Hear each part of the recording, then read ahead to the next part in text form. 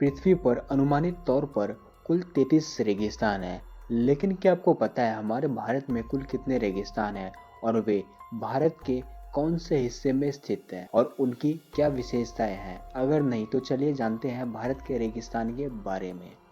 वैसे तो भारत में एक नहीं बल्कि कई सारे रेगिस्तान हैं, पर ये मुख्य रूप से भारत में दो रेगिस्तान हैं, जिसमें थार रेगिस्तान और कच्छ का रेगिस्तान शामिल है।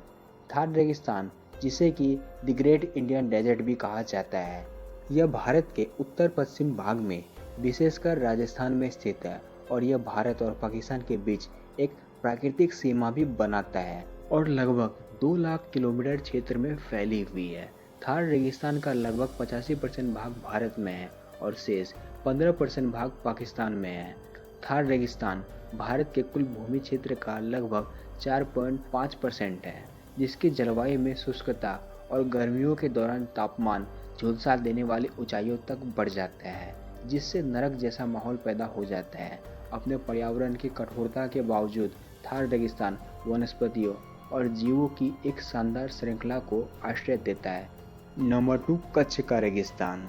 यह गुजरात में स्थित है, जो अपने नमक के मैदानों और कच्छ के रण के लिए प्रसिद्ध है, जो भारत और पाकिस्तान के बीच की सीमा तक फैला हुआ है। इसका अधिकांश हिस्सा गुजरात के कच्छ जिले में स्थित है, जबकि एक छोटा सा हिस्सा पाकिस्तान के सिंध प्रांत तक फैला हुआ है।